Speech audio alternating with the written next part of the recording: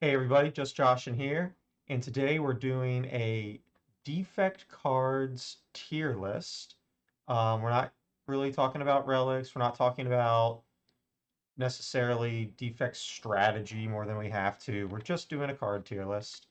And some of you will agree with this, some of you won't. This is just kind of how I play the game. I, only have a few hundred hours in the game. I'm nowhere close to the level of, your Baylor Lords or your Jorbs. And probably most of you guys watching. So please feel free to comment. Tell me what you think you would do differently. Tell me if you agree with some of the picks that we make. And today we've got my buddy Jbreazy here, who we recently did a reaction video to one of his videos. So go check that out. And don't forget to like and subscribe to his channel as well. I'll link it in the description. So Jbreazy, you want to say hi? Sure, yeah. Thanks for having me. Just Joshin. Always a pleasure to collaborate on something like this.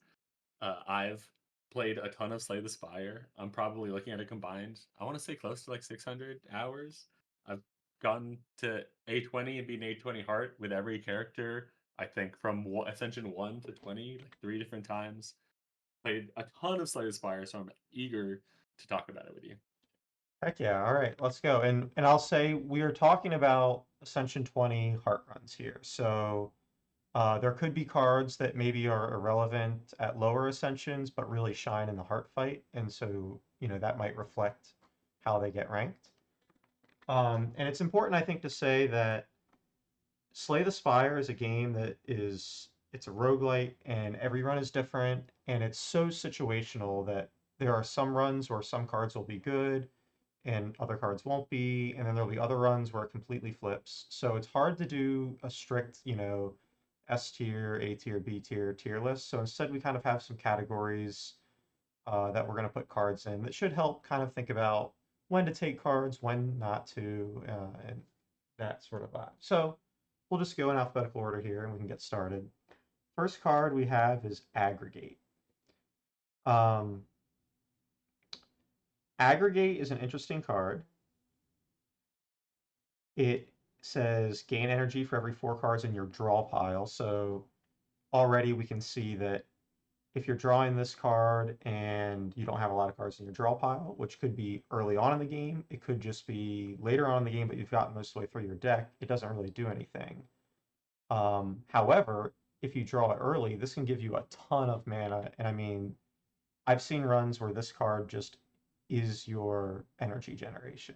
And it can really shine in that. Josh, what do you think about this card? Aggregate is always tricky because it's sort of like it's good and in a way goes against some common sense of you want a thin deck with just good cards. Hmm. So aggregate is when you have a fat deck and you don't have the thin deck principle. So is it always good? No. But man, when it's good for sure. Yeah, I I kind of want to put this just in playable. This is a I card. consider it playable. Yeah, Yeah. this is a card that a lot of times you're going to play. You're probably never really picking it that early, but once a deck kind of has a lot of card draw, a bit of deck manipulation maybe, and it's just looking for a little bit more energy, it can be a really great card. So, Yeah, you got a chunky deck in a 20. You got a bunch of different card draw. you know, I think Defect has a bunch of really good card draw cards. You're going to yep, want to throw a couple aggregates in there and really let you do some broken turns, which you'll need to. absolutely. So, all right. All for one. Who doesn't love this card? It's like one of the most fun cards. Yeah, this is the card that like you're trying to play a bunch of cards, and Defect already has a lot of zero cost cards, and a lot of cards like Dual Cast and Zap, which are in your starter deck, upgrade to zero cost. And All for One is the card where you kind of get through your whole deck, you've played a ton of cards, you play All for One, and then you just play them all again. Um, I don't know that I want to say that it's always good because I just had a super cracked run and I skipped an All for One.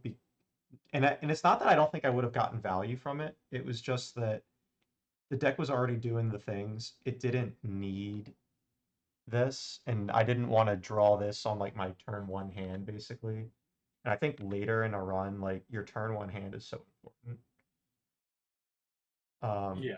But when you see this early, you're gonna want to take it because it's so fun to build around. They're Yeah. not always. It's not good in every situation, but it really makes one of the archetypes of like the zero cost cards viable. Basically, it works with Madness to get you do broken stuff. It's Hmm. incredibly broken with Snecko Eye. Yep. Yeah, that's a good point. I kind of want to put it in good with synergy. Yeah, it's like you take it early to let you build into the synergy, or if you already have some zero cost cards, it's good with synergy. I mean, you don't even need too many for it to be pretty playable. We'll get to one of my we'll get to the zero cost cards later, but there are some that I just really like taking generally, and then this is just efficient at that point. Yeah, I mean, this might even be always good. Like, if you It's see it close. early, it's it's great early game damage, and then, like you said, you can then kind of go into the build. Um, Yeah. it's really good if you have the synergy. I'm gonna put it good with synergy for now. Okay. Yeah. I don't think these tiers are saying one's better than the other. I think it's just like these are cards that really shine in a certain build, whereas these are cards that like you pretty much always are like never Yeah. skipping. Totally. All right, so speaking of Amplify. Amplify is an interesting card because it only works with powers. It's not like dual wield on Ironclad where it can be powers or attacks. Um, it's only powers, and it feels a lot of times like it's a really tempo negative card, right? Powers, not all the time, but a lot of times don't do a ton when you play them. Defect actually has a good bit that do something when you play them. But like you're playing a card and an energy to then play another card that costs energy to do potentially nothing on a turn. To me, it's hard to play. Obviously, in the power deck, you can get a lot of value out of this. But in a kind of a regular deck that just has a few powers, even if you do get value from this card, once you've played the powers, it's now just a dead card floating around in your deck. So I don't always love this card. What do you think? Yeah. I mean, I'd almost put it into not ideal if we're talking A20 in particular. Yeah. The reason being, like everything you just said about powers already being kind of like a tempo disadvantage for scaling, the defect has so much scaling that you don't want to just invest even more into the scaling that's going to be good. Most of the struggles are getting to that point and stabilizing the scaling. Hmm. So, uh, yeah, whenever you have enough powers in your deck for this to be worth it, you're usually strong enough already, and you don't really get the immediate impact that you need from this card in a lot of ways. Earlier ascensions, I mean, yeah, go do really broken stuff with it. A20, it's hard to find the time where like I don't want to pick this and then pick into powers, right? Like Right. it's a dead card for so often. Even if you do get it in the same hand as your one or two powers, you're you then get that one chance to play it, and then next time in your hand it's a curse. It's just like Yeah. really not doing you too much. Yeah. I had a recent run where I was debating picking this card. I had a couple of powers that would have been great to get value out of this. Like I think I had one capacitor in my deck, and I would be like, oh, would be nice to get that twice so I can get all the orbs from my consume. But I was thinking, that one potential synergy that might not even hit in most battles just isn't worth taking a card that's going to do nothing so often. You can't really afford to be doing nothing at A20. Totally. This might actually be, before we go further, a good opportunity to talk about what you're trying to do on the defect. And I think there's kind of two main ways the defect can win. The first of which is like recycling down to a super thin deck that goes like basically infinite or actually infinite. Um, and the second is just doing things with orbs and getting ridiculous orb scaling with a lot of focus and just cycling through a lot of orbs. And a deck like that often, if it isn't infinite, can be close enough to infinite to be generating well over 100 block every turn and doing damage at the same time. The other sort of two synergies that the defect has that I don't think are as reliable on Ascension 20 specifically is the um, like we're gonna play Claw and stuff. Claw's obviously kind of a meme, but like if you're just doing the zero cost thing, I don't think it's quite as reliable. And the other thing is the powers, which you get creative AI and you're playing powers every turn. And that's kind of a deck where Amplify works, but it's too slow to really set up. It's one of the like hardest scaling things you can do in the game. It's just so slow, you're going to take a lot of damage getting there. And it makes it hard to kind of survive on A20. Yeah, Um, I agree. I agree with that sentiment in general. You can make a claw deck, you can make a power deck work in A20. It's just more challenging, and because it's slow, it's the amplify is really not what you're looking for in that deck. yeah, It's again stabilizing to the point. You have cards that give you intangible in your deck. You can make this power deck work. Um, Things like that. But yeah, amplify doesn't help with the problem that deck faces. I agree. So, all right. Auto shields. I kind of want to put this card in garbage because, in the same way that we talked about Amplify being able to be basically a curse, later in the game, this card, you almost never have no block on the defect because you're cycling orbs, you're cycling frost orbs. And so you're almost like if you draw into this like halfway through a sick combo, it's nothing. It's completely nothing. Yeah, it can. This card can be some of the most frustrating one of the most frustrating cards in the game, especially when you're duplicating your cards with an echo form and things like that. This is just like not duplicating. Yep. And so you want to play it first, but then it doesn't duplicate, and so it totally cancels out, which had made me hate the card for a long time. It's probably still fine early. I Like think it's 11 yeah, block is a lot for one. it When is. you don't yet have your I'm drawing all my cards and doing all my broken stuff. Right. I You know. think there's an argument for a good early game block card. And I should mention I have an early game damage and early game block categories.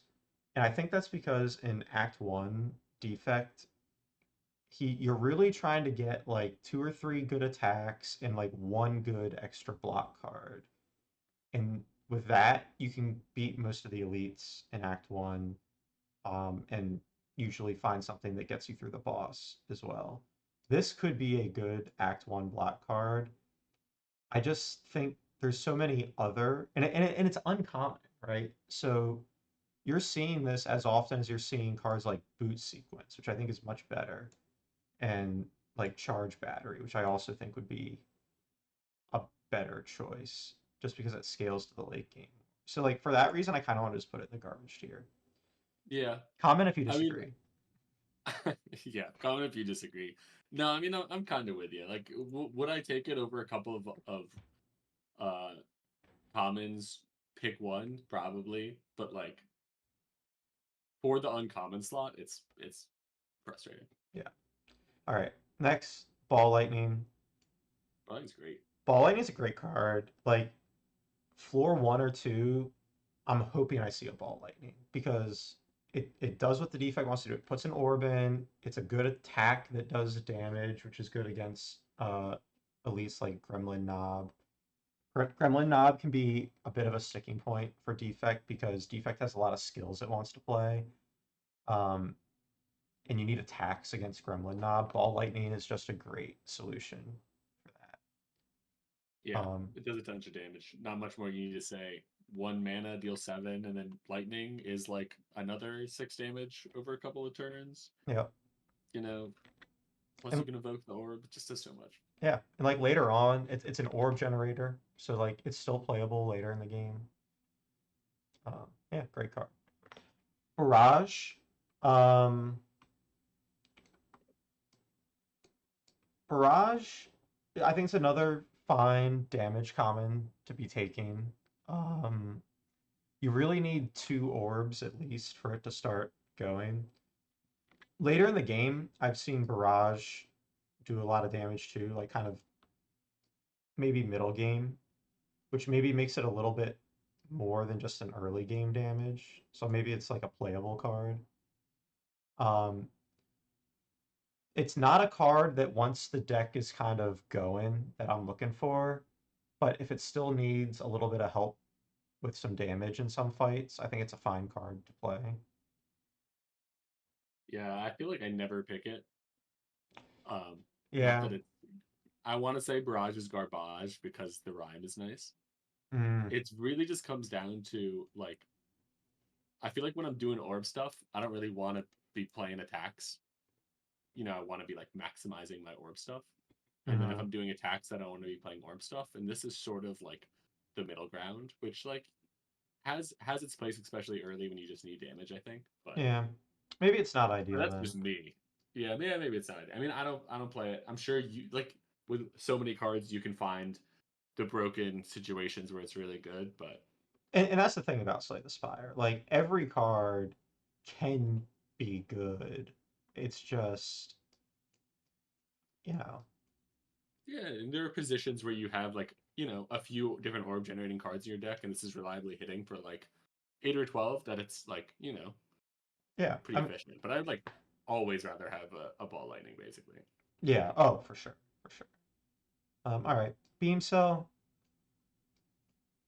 Um, Beam Cell isn't a card I'm usually looking for. If you're in the zero cost game, it's fine. But in terms of how much damage it does, Defect is usually not looking to do its damage outside of Act 1 at least, um, but with attacks, which is where Vulnerable helps you. And in Act 1, it's not a ton of damage, and it's a zero cost, which, like, if you're looking for potentially taking Snecko Eye or something, you don't really want a ton of zero costs. Um, I don't know. I kind of put it in the not ideal. Yeah, I mean there are cards that like bridge the gap between like there are zero cost cards that you can play in like a lot of decks. This isn't one of them. Like Yeah. you're taking it if you're doing a bunch of broken zero card stuff.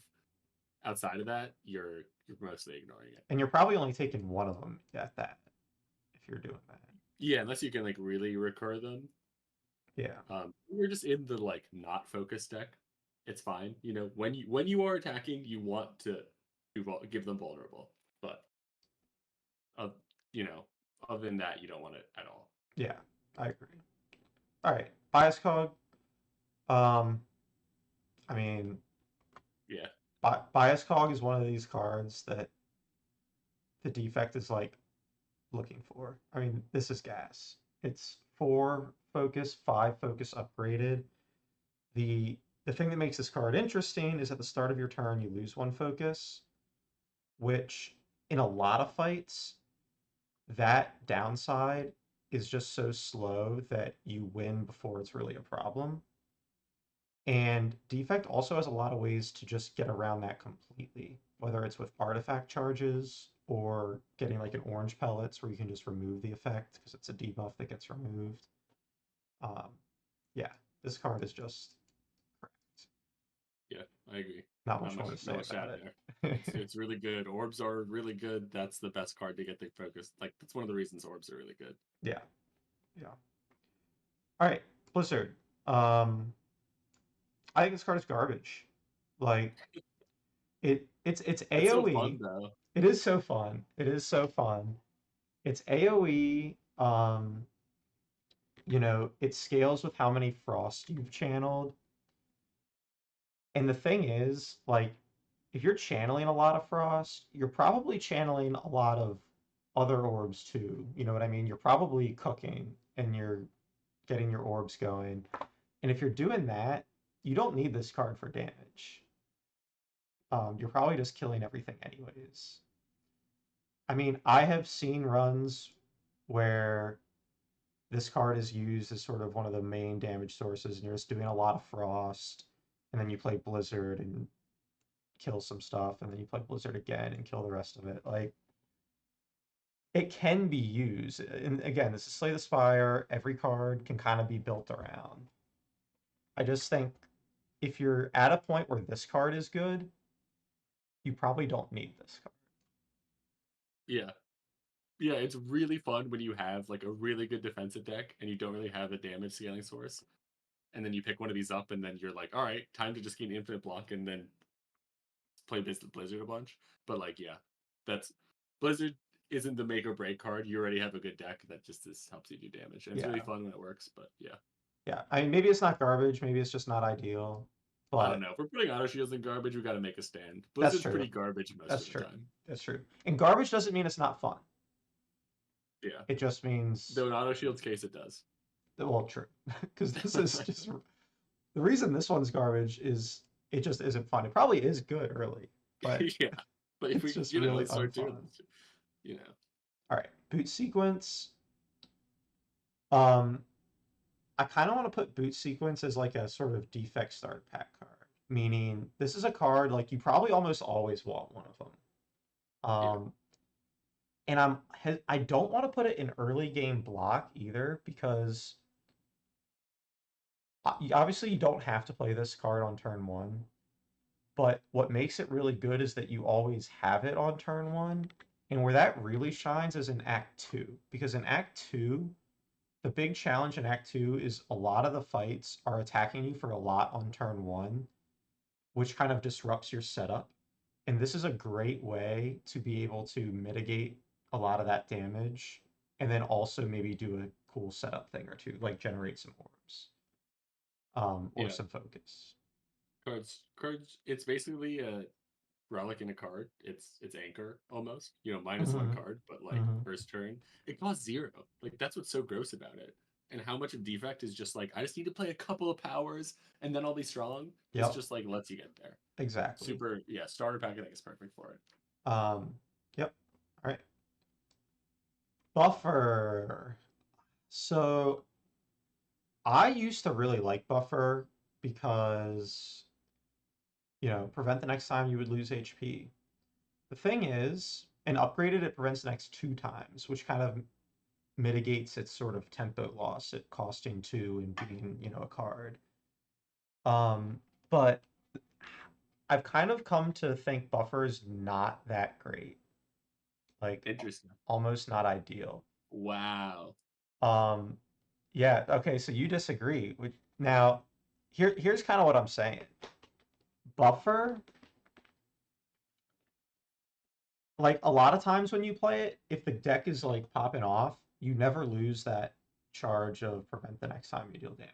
You take damage. Like, and if you don't get hit, well, this was a waste of a card.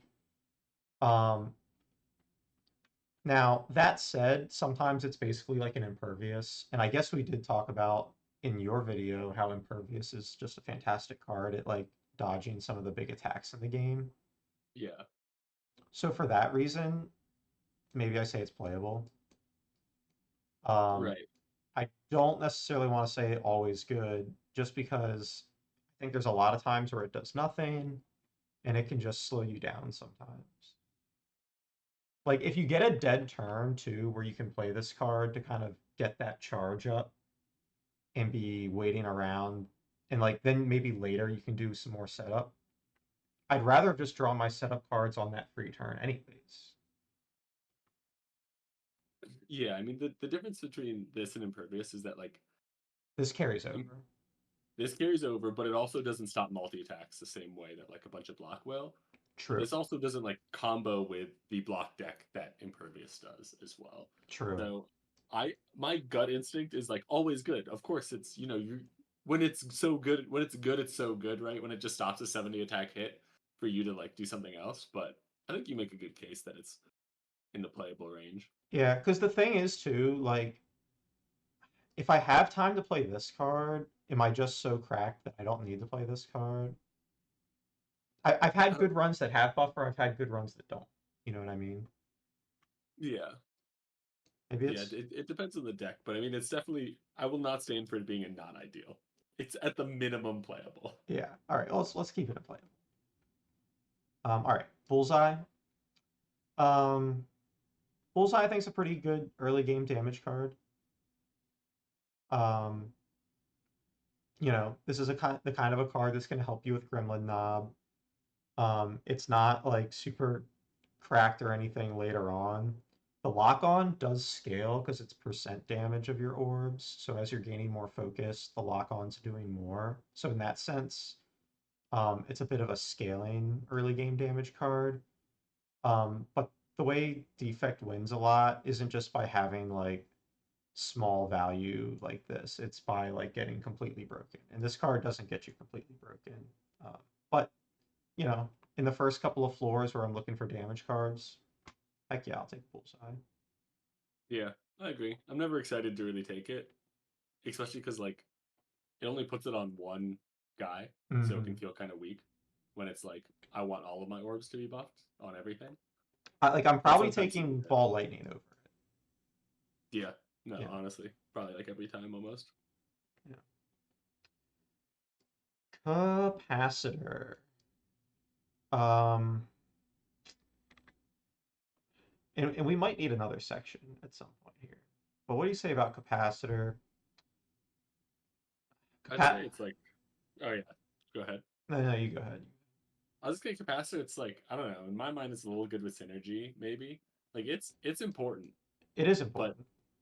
you have to have this. You have to have the orbs to generate to fill it out to make it worth it.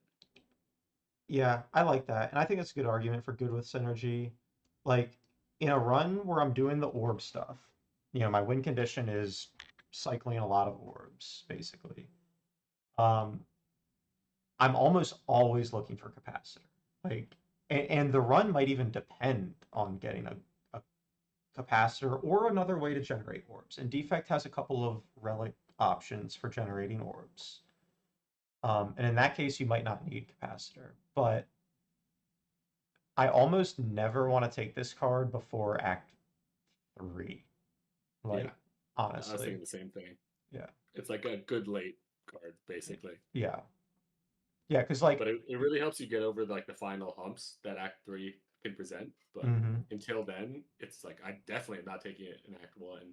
Oh, I I mean, you I've can if you have the combos for it, but I've tried taking this card in Act 1 and then like playing it just to get it out of my draw pile, basically. And then I can never fill my orb slots, and I'm like never evoking orbs except for with dual cast, and then you lose to the first boss. yeah, I've been Yeah. there too. So, all right. Chill. Um, Chill, I almost want to say is like always good. Yeah, Like it exhausts, so it gets out of your deck. It generates you like 1 to 3 frost orbs usually. Um, it can be really nice early against the like multi Gremlin fight. Um, like I almost never don't want this card. It doesn't like totally break you, but sometimes you just need to fill your orb slots. totally. Chill's good at Yeah, that. makes your Blizzard do more damage, Yeah, yeah, yeah. Makes your blizzard. Yeah, I mean seriously. yeah, no, I feel the same way. I mean, you getting Frost is just really, really strong. And so Yeah, cards that can do it and that card does it particularly well can be very powerful. and I mean maybe it's just playable. Like maybe it doesn't stand up to some of the other always good cards we're gonna get, but I say we leave it here for now. Yeah. Um, Chaos. Chaos is playable. Um, I almost only really want this card upgraded. Yeah, Like, Chaos upgraded. I mean, it's literally twice as good. right. Which is not true of a lot of cards. Like, if you look a lot at a lot of like Ironclad cards, the upgrade gives them like +3 damage.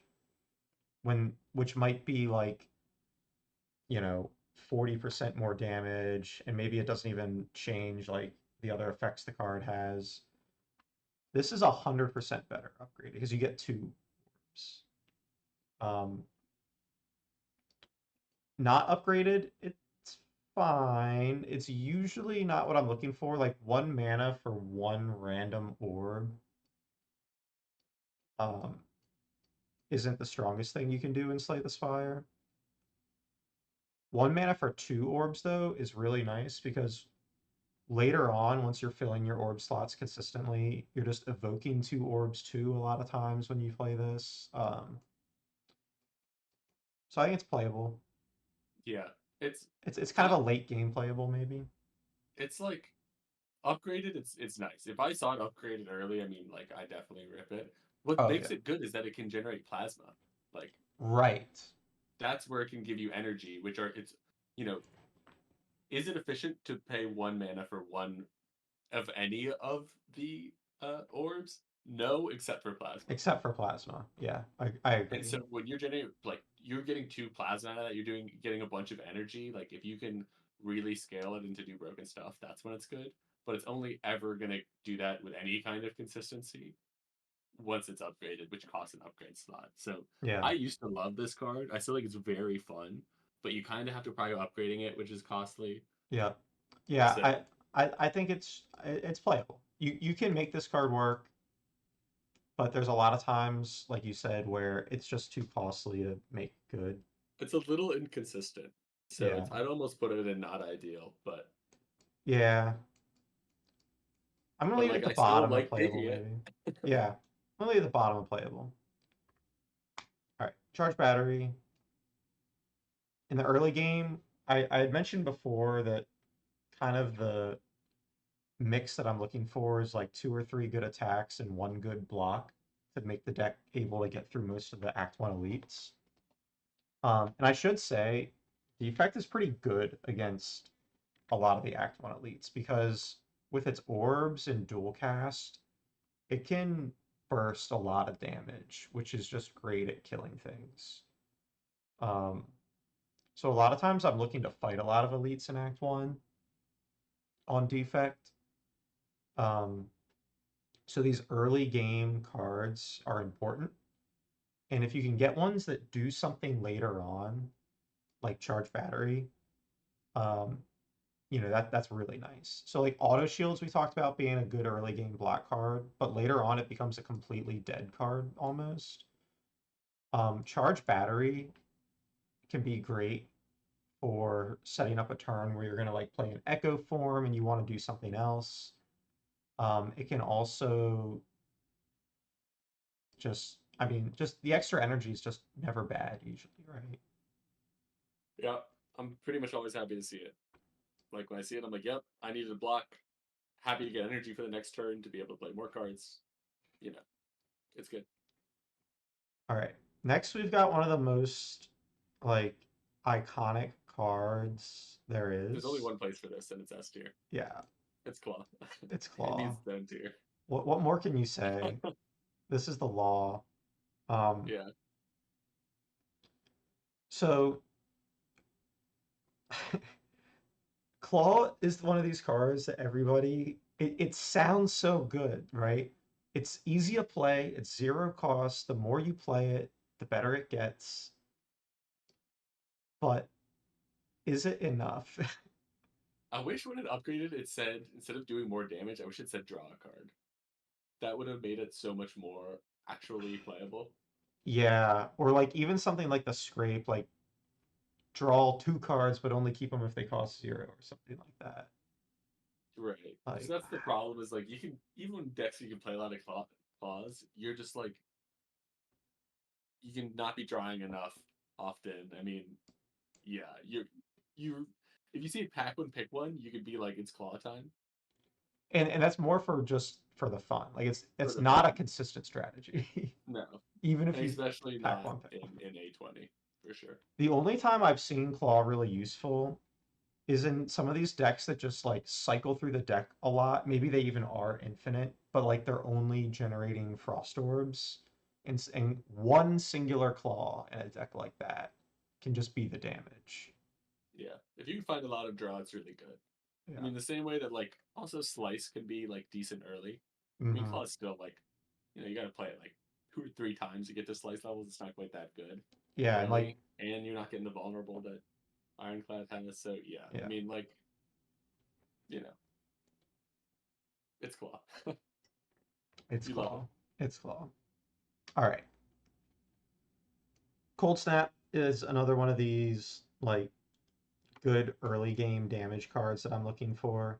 Um, you know, it's a strike that generates a frost orb, and the 6 damage is not much better than strike, but generating the frost orb is just so important early on, I think, to kind of getting things rolling that it's a good early game damage card.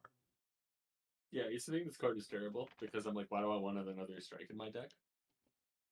And then I realized just kind of how important Frost is for like scaling your defense in a Hmm. game. That I'm like, yeah, I get it. I'm still not very happy to take it personally, but it Yeah, it does the job. I might not take two of them, but I certainly will take one if I don't see my ball lightning. Yeah, Compile driver. I put this card here. interesting. Okay. I mean, it's in the same vein as these cards, early game damage, but this card draws a card. And a lot of times, even early on, it draws two cards.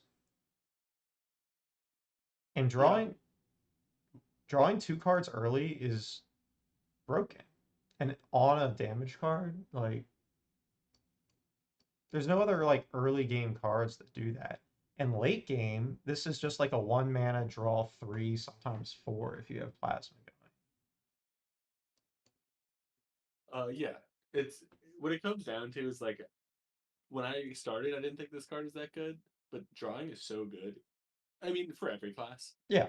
and in particular in this class with how many like zero cost cards it can be, how like so many innate zero cost cards are, like chill. It's like, well, that's taking up a draw, but you can just get it right back with this. Hmm. That it's just drawing is good. And I had mentioned at the beginning that I think kind of the two strongest things Defect can do is like kind of the big orbs win condition and the infinite thin your deck with recycle infinite win condition. This card is great in both of those. Yeah. So consume. I mean, consume kind of goes here too a little bit. I think maybe maybe not as much, but like later on in the game, this is one of the ways you're getting a lot of focus. Yeah. It's not my favorite way you get a lot of focus. Yeah, same. I mean, maybe it's good with synergy because like you need the orbs.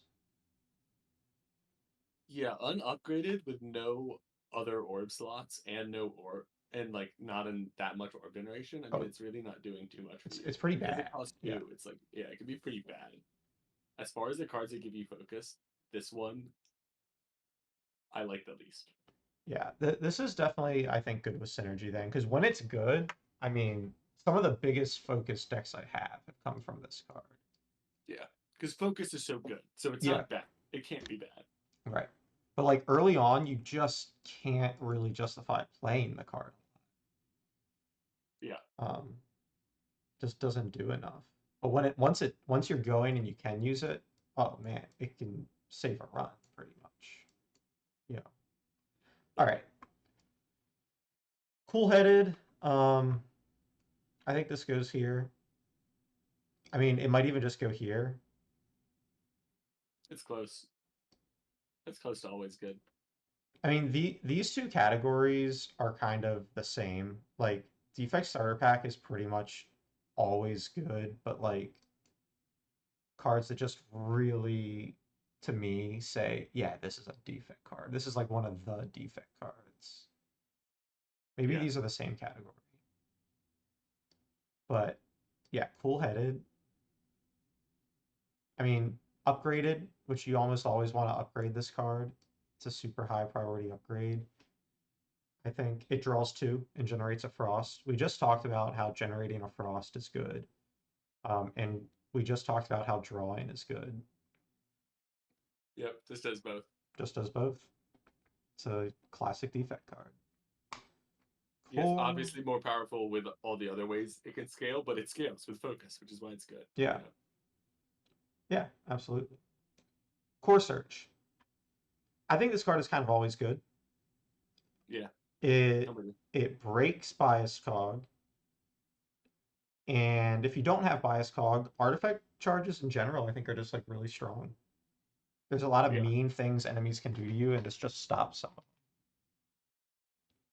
And like 11 damage on a one cost card makes it great if you see it early.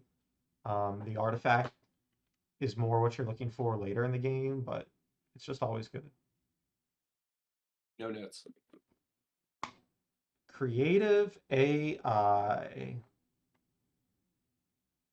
I mean, the thing is, we talked about how the power scaling is like can when it gets there is like one of the strongest, most broken things you can be. It's so hard to get there. Like I almost want to put this card in garbage. Really. Maybe I mean, I don't necessarily disagree. I mean, I do because sometimes sometimes it's you have good. a deck and then you're like, I need some kind of scaling. If you have all of the other, you got some block, you got some draw, you got some energy generation, which is like all the things you're looking for in Act One. Then you Hmm. can see this and you go like, it's not ideal, but it's something. Yeah, yeah, maybe it's just not ideal. The thing with this card is, especially if you see it after the boss fight in Act 1, it's so slow because Yeah, the turn you play it, it costs potentially all of your energy to do nothing. It's going to start doing something next turn. And the thing that it's going to do next turn is potentially get you a card that doesn't do anything that turn. So a lot of times it's two turns before this card does anything. And the best thing it's going to do is like get you an echo form. Maybe. Maybe that's yeah, not even the best thing, depending on the situation. But yeah, it's especially after the Act 1 boss, because in Act 2, we talked about how Act 2, there's like a lot of front loaded damage in a lot of the fights that you have to be able to deal with. And you can't just spend two turns doing nothing. I mean, you'll be dead. yeah. It is really slow, but it's also infinite scaling. It is infinite scaling, and it It's very much like Echo Form. once it I mean, not gets Echo Form. It's very much like the Ironclad version oh, of demon the form. Demon Form. Yeah, Yes, I agree. Like once this card gets there, like and you've turned the corner, like you have enough powers, it's as strong as you can probably like it's Dead Branch corruption levels of strong. yeah, It's just way slower. yeah. But if you can like sneak it in and like otherwise decks that don't have much, it'll get you there. Yeah. And I also should say like in a Snecko Eye deck, it's probably way better. Yeah, yeah. There's always the condition of like everything changes with certain relics, and Yeah. Sakurai being one of those the Yeah. most. But yeah, All right. Darkness. I mean, it almost kind of goes, and not for the same reasons, near chaos to me. Like in a deck that doesn't have any scaling, dark scales. Dark's a way to like get your damage up there. The thing is, I feel like in a lot of my orb centric decks, I'm cycling orbs so quickly through that like I don't have time for a dark orb. Like I'd rather have an electric orb. yeah. Darkness is really like its own archetype within. Like It is. you're not playing an orb deck when you're playing darkness. You're playing like a darkness deck, Yeah. and you're trying to get them to trigger as much as possible through some certain powers and other cards, This card and then upgraded you're triggers them an additional time. yeah, I mean, maybe it's good and with synergy. Maybe it's yeah. just I mean, it's playable. tough. It's it's like when you can make the darkness deck work, and this is like one of the cards that gets you there. It's it's really good, but it's probably not even like the darkness card that like starts me off too often. Oh yeah, I'm usually not picking this card to get into darkness. Leave it here for now. Maybe it has a home and good with synergy. Yeah, I mean, you could talk. We could maybe skip to like Doom and Gloom now for like doing the darkness. True, we could. It's right here. So yeah, Is Doom yeah, and Gloom.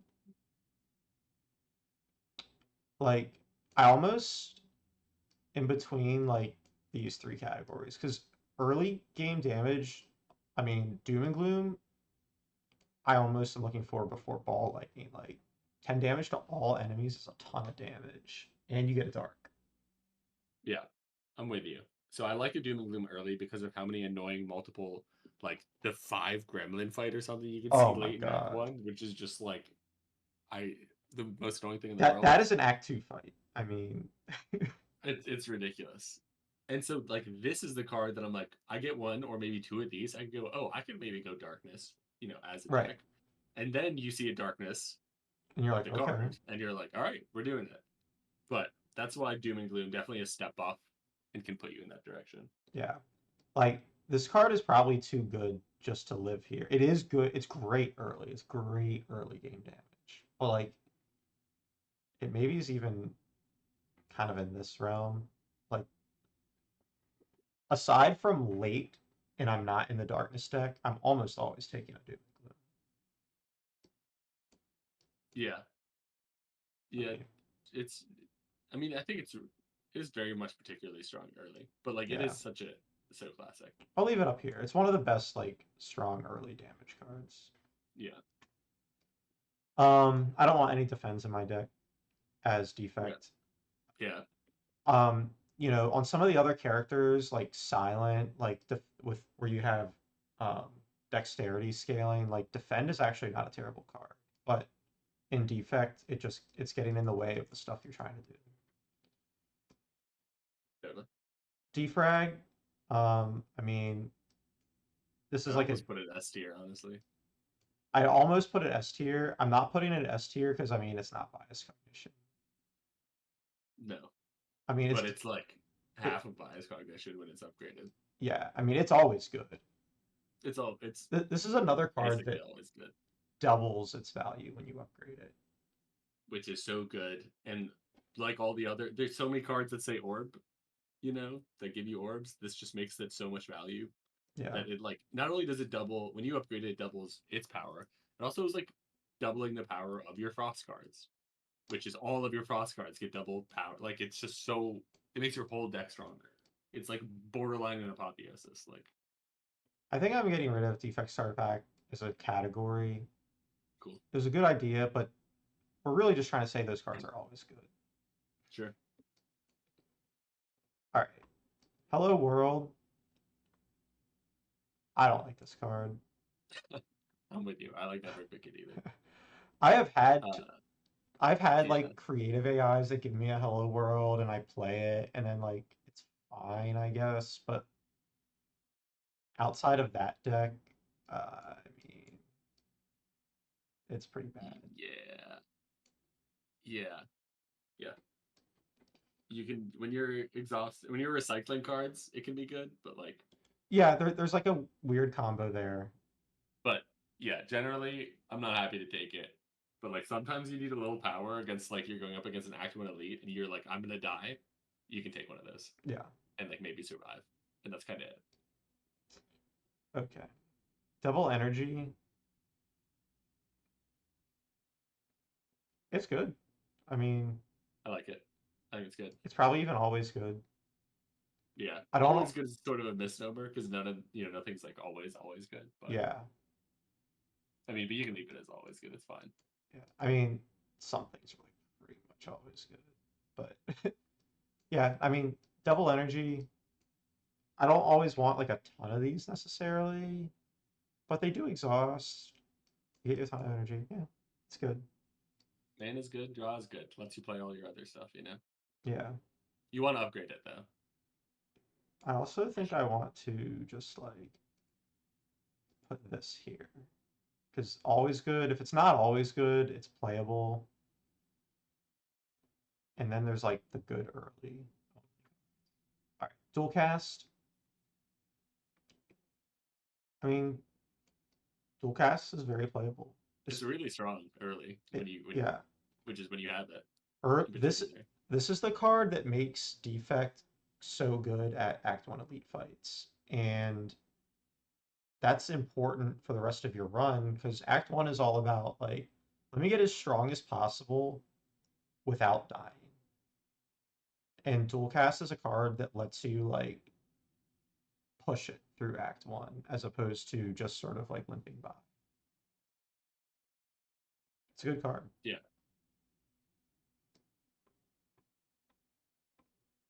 I mean, right. That's S tier. Yeah, I've it's gotta be. I've heard people call this the best card in the game. I've heard people call Wraith Form the best card in the game, but more and more I think it's this. I mean, Yeah, it sort of depends on which was the broken thing I did last. yeah, a little bit. Um, yeah, it's hard to choose between them. But Echo Form is gas. When I see it, I take it. Yeah. Basically, this is actually like the always good card. Like I can't even think of a deck where you don't want to play more of a card. Yeah.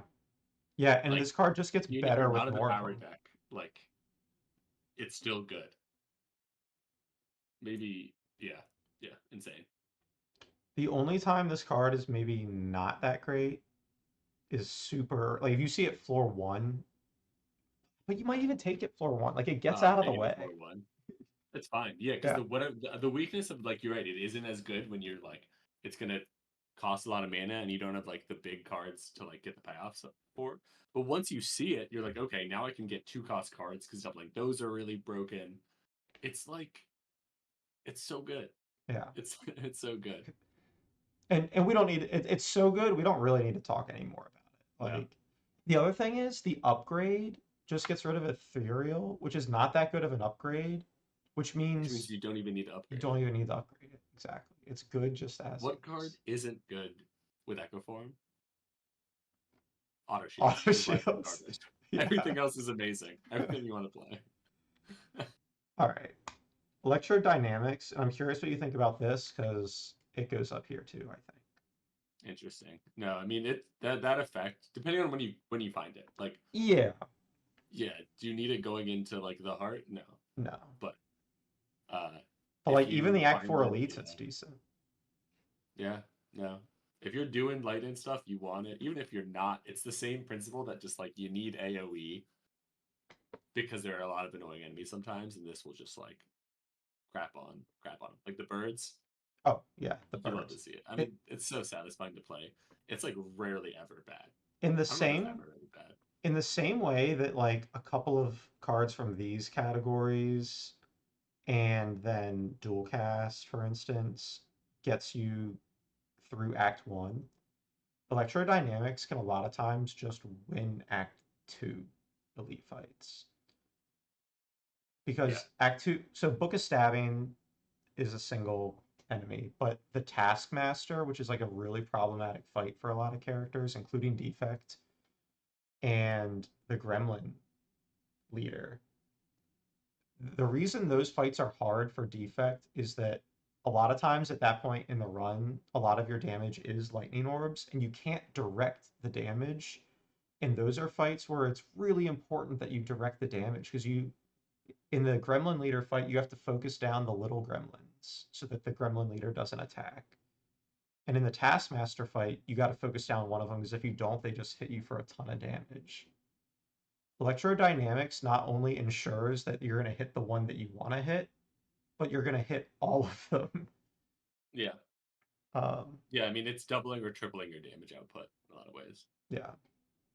So I think for how trivial this card makes those two fights, makes it S tier alone. And it's just good in other fights too.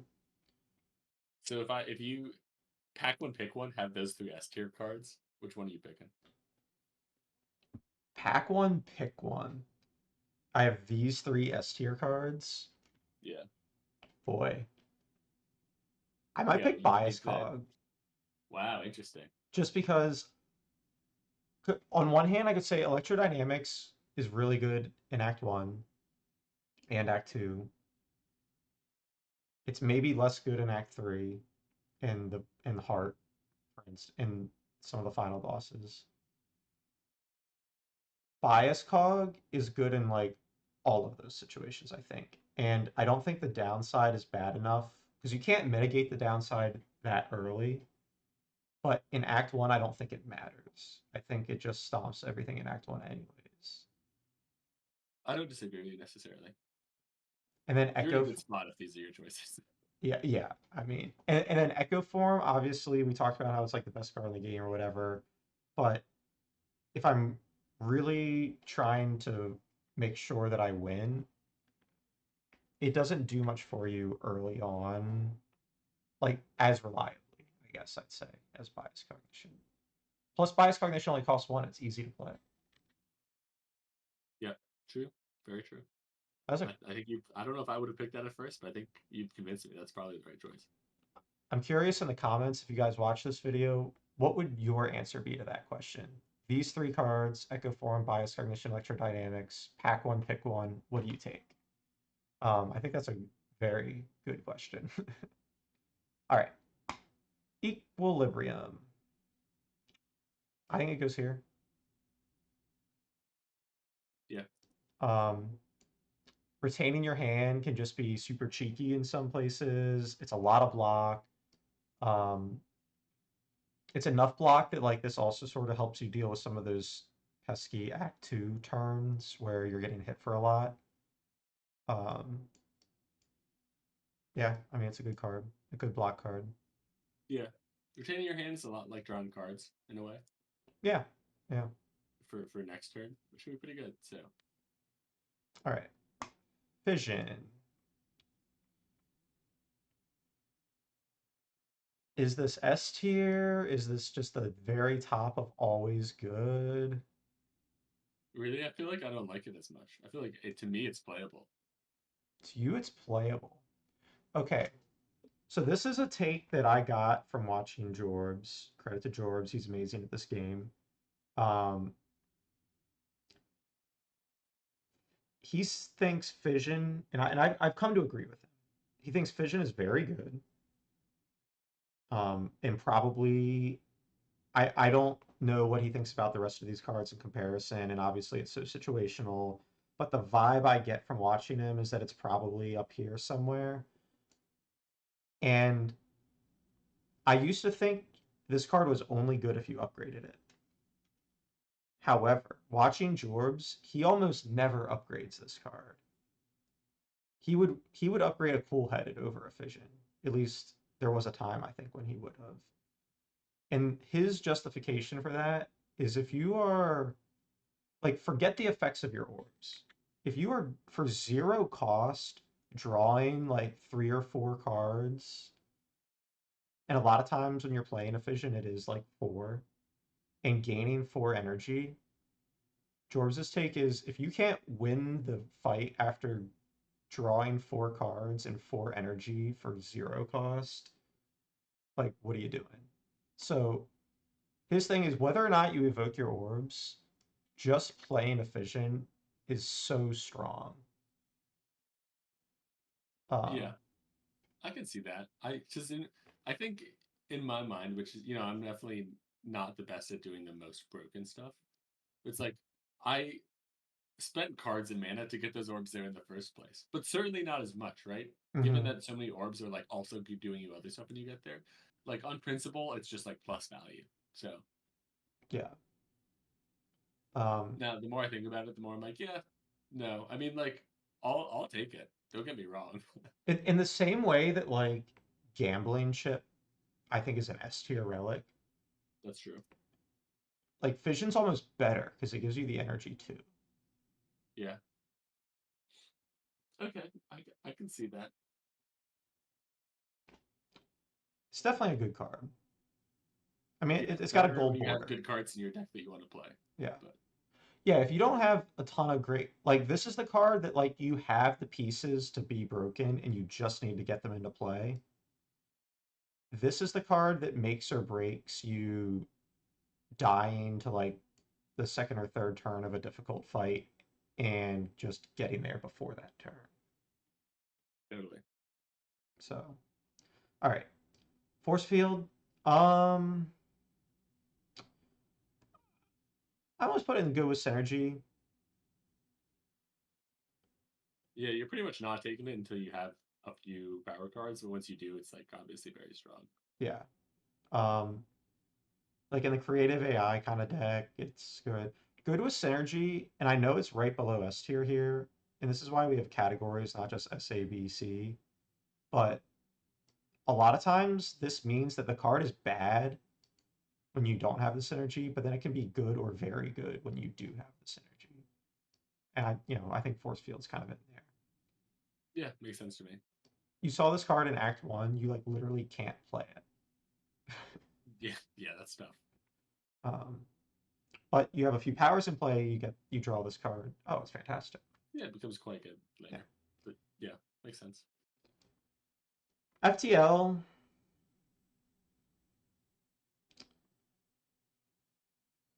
I almost want to put in always a bottom, like the bottom of always good. Like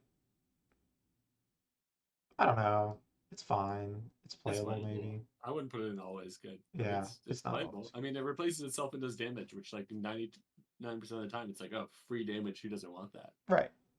Except when you draw it after, because you play your fission and you're playing a bunch of And cards, you you're draw playing it. You're like, I don't want a slice in my deck at this point. You know.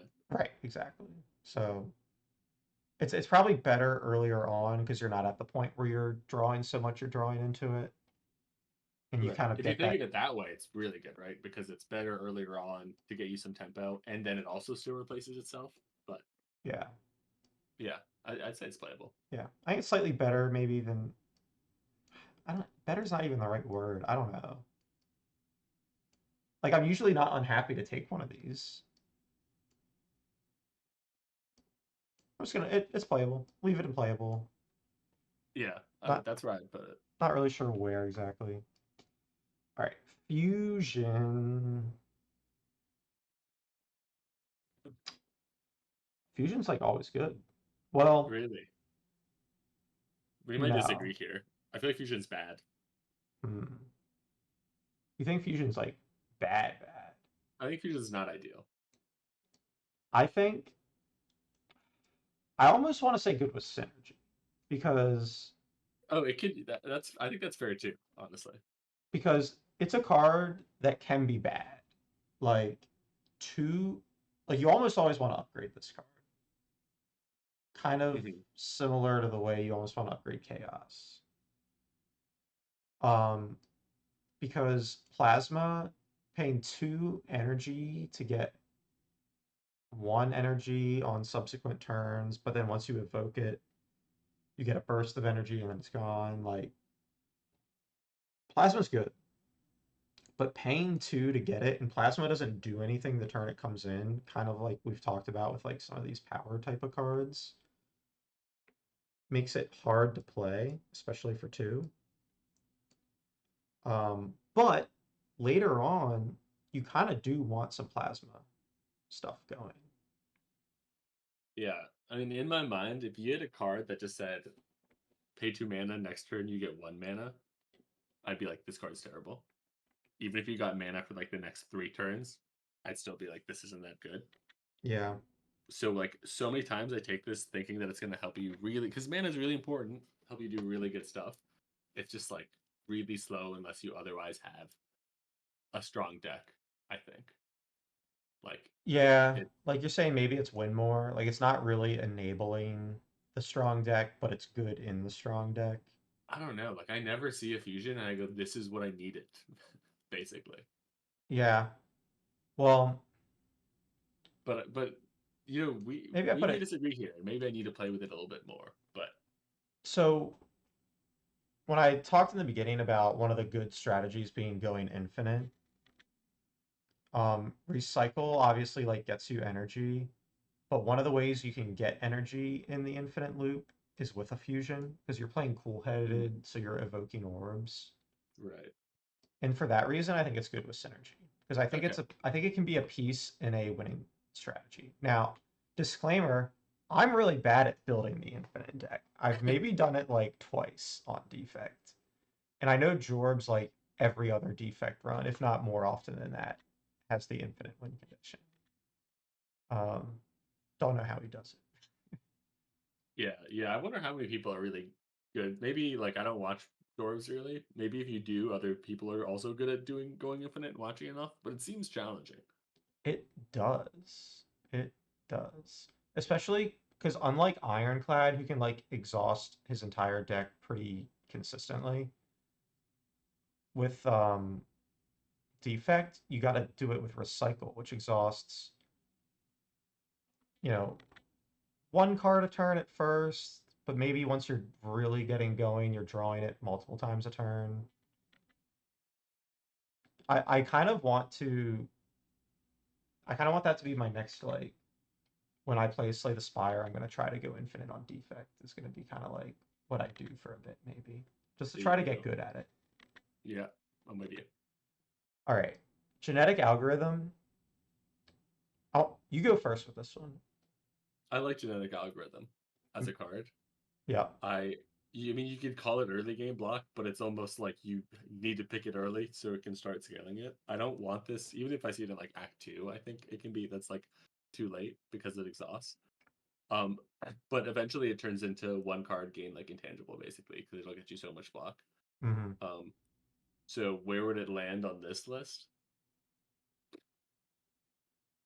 Uh, it's like it's some cards are like, you know, sort of good a lot of the time. This card is like really good or it's not good when you see it, depending on when you see it. Yeah. So I'd put it in early game block probably because it's like that's when you want to see it. Yeah. I agree. I think the only thing I disagree with is I might take this card as early as like floor one, act three. Like I feel like it can still get there. I mean that might be Yeah, an exaggeration, but like you could halfway do the through act math two, no brainer, I on the number of fights that you need for it to like get good, right? think. Hmm. At what point are you like really happy with this card when it gets to like Like 15, yeah, I don't know, like 20, 20s. 20? So you I need really like would like it to be like in the 40s so that it can yeah, just totally. block But one of to the be in big the card 40s, you need attacks. like 20 fights. You can do the math on like how many fights you Yeah, have at certain points and see like and really math out. I haven't done it. You can math out when this card is good, yeah, basically. exactly. And Um, it's good then or before, and it's bad after. Pretty much. Yeah. But yeah, it's good.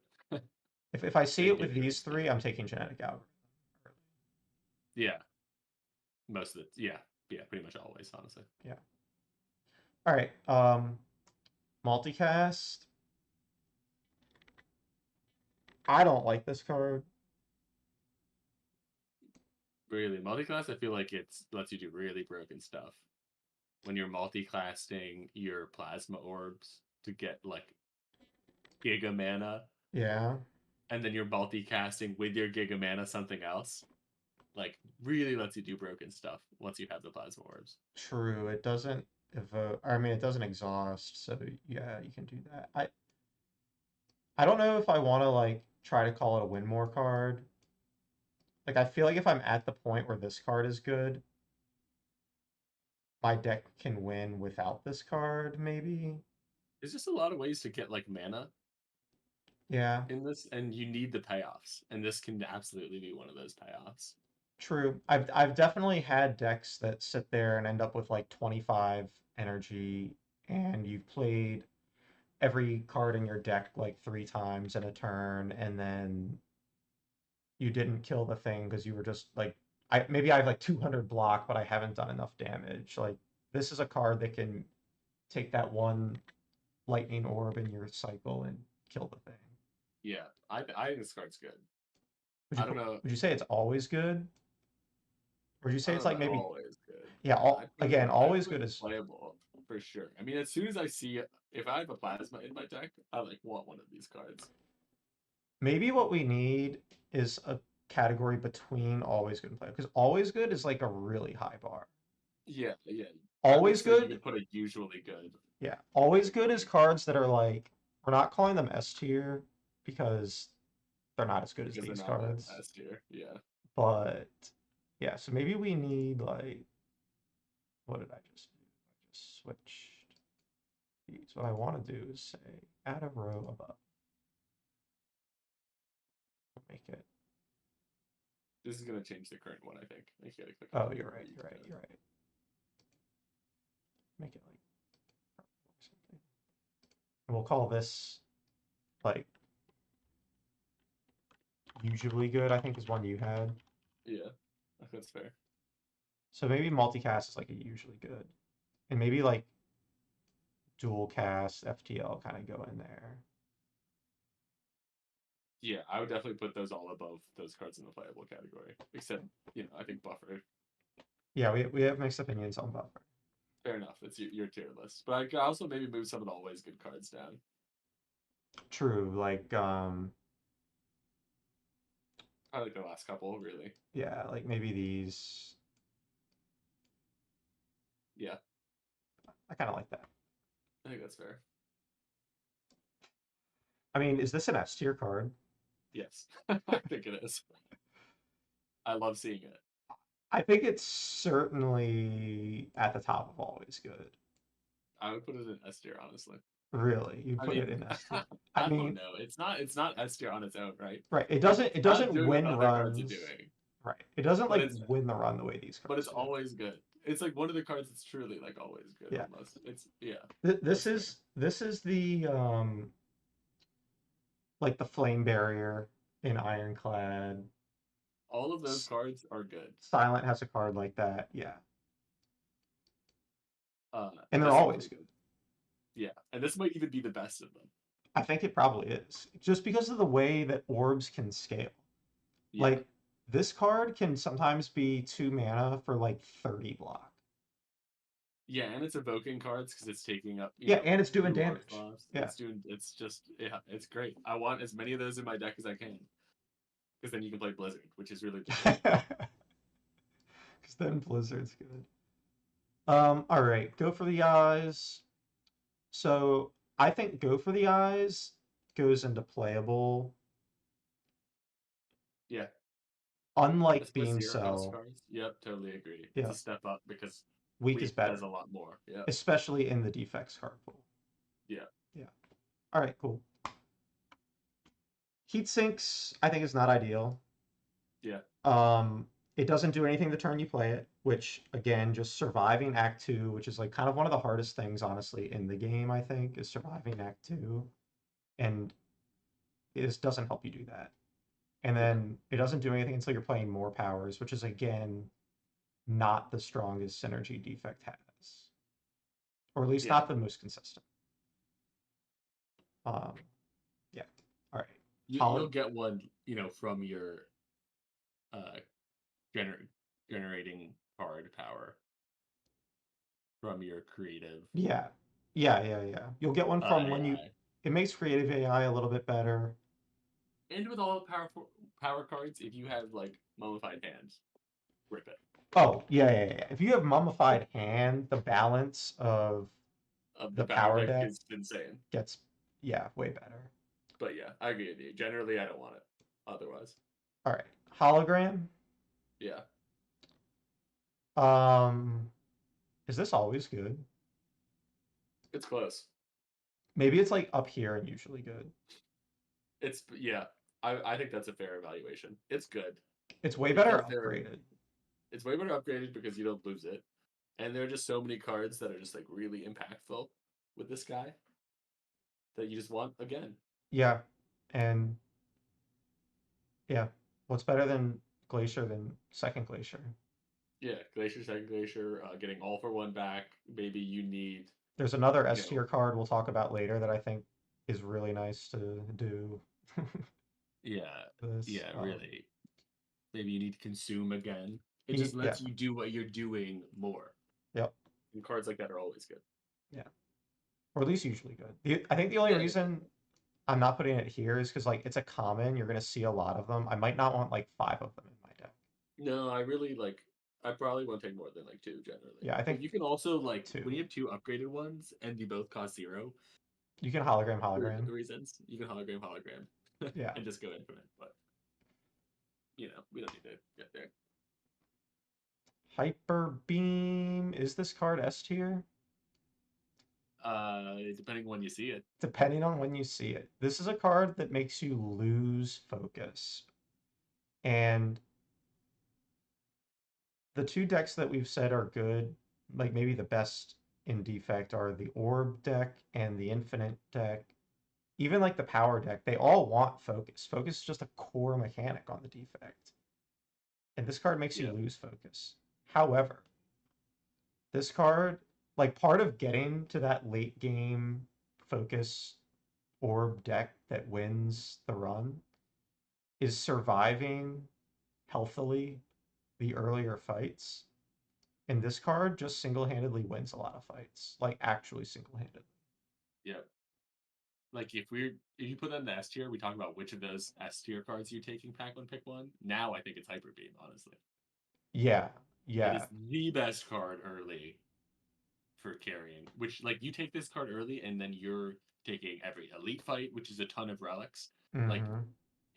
to understand how much power, like this doesn't just scale you in the card it provides, it's letting you take harder fights, getting more relics, getting broken in so many other ways that it's like the best card to see early for that in that regard. It's really good. It's really good. Um, like I almost like this in S tier better than always good in that it isn't always good, but when it is good, it's so good.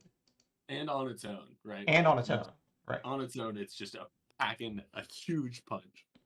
Like if Almost you like haven't started to run with this card, like you haven't appreciated just no other card is that strong, yeah. especially for at least for this guy, for the I mean, defect, there's fights where this does 68 damage. for 2 mana. Like without anything else. Yeah. It Yeah, it's all enemies, bro. That's insane. It's so good. it's all enemies, yeah. It's S tier. Um Leap goes here. Yeah, You it's know, like I don't want to take it ever, but I take it yeah, because of if I need, like I said, I think you need a couple early game damage and like one early game block card for Act 1, and sometimes this is the one you get. yeah. Um Loop.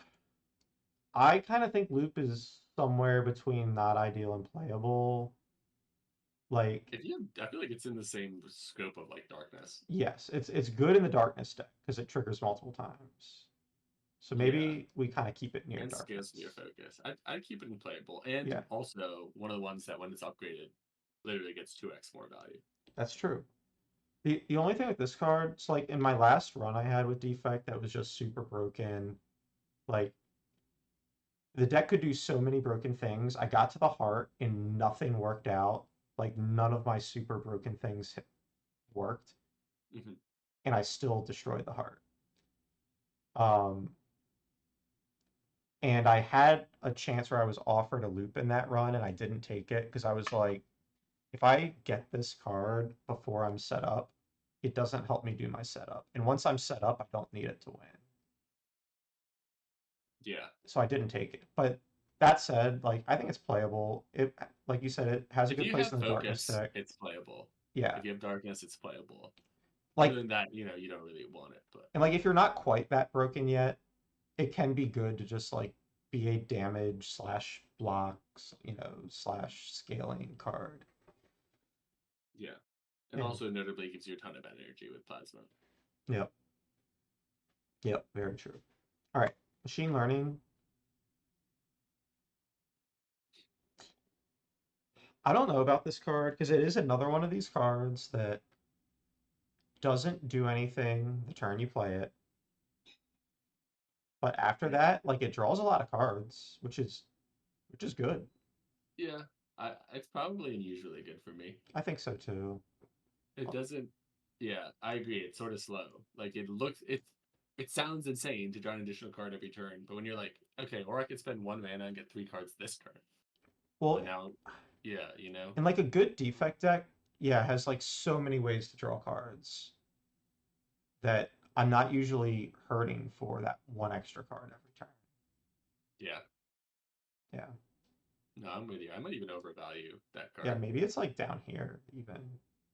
I mean, it's still usually good. I feel like it's just yeah, Maybe it's like kind of in the back of usually good somewhere. I yeah. I don't Or it could want be at the top of playable. for all I you mean, it's definitely viewers. playable. Oh, it's certainly playable. I mean, for the people watching, I'm not putting too much attention onto the orders within these just because things are so situational, especially I think on Defect. Um, but yeah, it's probably in here somewhere. Yeah. Melter. Um, Melter, I kind of feel like it's not ideal. If you're not doing the focus thing and you're attacking people, Melter can just like low key do like 70 damage in a card, which is insane. But it's very situational. It's really good against that like eyeball thing that or like Yeah. the Even if you are in a focus deck, like being able to just remove all the block from like especially things that that gain a guy ton of block. Yeah. or the things that like gain more block the more you hit them. Sometimes this can get Hmm. damage in. I just I think it's a good early game damage card. Like it's fine, but like it doesn't scale in the way that the things that make you orbs do. Yeah. It doesn't scale you for sure. It can be really impactful In a in certain couple of fights. fights. Yeah. And otherwise hits hard. I mean, you could Yeah, almost say it's good early game damage too. yeah, I think you could. Maybe it's kind of the bottom of that. Like I kind of would rather see the orb stuff that gets me into that, Yeah, but totally. if I really need damage, like to beat Gremlin Knob, like this is a card that does 10 damage for one energy. Like Yeah. it's good in the early game. All Yep. right. I was I was just watching an old video where Jorbs and Baylor Lord had both gotten like insane win streaks on like rotating characters. And I feel like Baylor Lord was talking about recently, and this was recently at the time, which was years ago. So I don't know what they think about the card now. But I feel like he was kind of talking about liking this card better than Echo. I mean, Meteor Strike is so broken as long as you can play it. Yeah, And the question is, how hard is it to play? And it's like not even that hard. yeah. I mean that you 100% are right. That is the question. Like this card is a bludgeon that gets you so much energy. Free plasma, like we're not even like next turn that's a lot of energy, but then if you're like evoking it and maybe you've already played a meteor strike so you have a lot of plasma and you play it again and it like refunds itself, like this card is so broken. It's so broken. I'm with you. I just had a Snekoi run where Oh yeah, if you see that card in Snake Away, it's it's basically game over. yeah, it's basically game over. I had Meteor Strike and it would cost 0 sometimes when I draw it, and I had orange pellets, and then I could orange pellets away confusion. And you just have to orange pellets away confusion anytime before you draw it again, because the new cost gets calculated when you draw it. So it just Oh, costs 0. Like if you draw it, it costs 0, for you the play rest of it. the fight, that's crazy. Yeah. Yeah, Meteor Strike is a broken card as long as you can cast it. There's a reason they made it 5 mana. Yes. Yeah, exactly. They know. Like you almost never have 5 mana, so right. They're like, if you can find a way to play this card, it's busted. And it's so busted that we're gonna make it like kind of tricky to do. And it's the reason that I feel like I evaluate a lot of the energy cards highly, is because like that's a possibility. Well, and that's kind of why I like Fusion maybe a little better too. Yeah, I still don't like Fusion very much, but I mean you're right. Like Meteor Strike's the reason to get there. Yeah. I mean, double But energy double gets energy, better when you definitely. consider how good this card is. Aggregate Yeah, gets better when you consider how good this card is. right. All right, Overclock. Yeah, Meteor Strike, like cards that win runs. Meteor Strike. Overclock, Don't you wish this was an Ironclad card? dude. Yeah. There's also times where I wish Barricade was a defect card. Yeah, I understand. I understand. um, I think Overclock is playable. I'm with you. Like I think a good defect deck draws a lot of cards, and Yeah, this is one of the ways it can. But it's it adding costs 0. and it costs Pretty good. 0. Big deal. Big deal. it adds stuff into your deck that hurt your going infinite ability though. So it's Yeah, good to like kind of get there quickly, but it's not something you want in your regular rotation once you're kind of trying to go infinite. Not that you can't have it because you can like exhaust the burns with recycle and stuff like that. But like I like an upgraded cool headed, even though it costs one more than I like an overclock.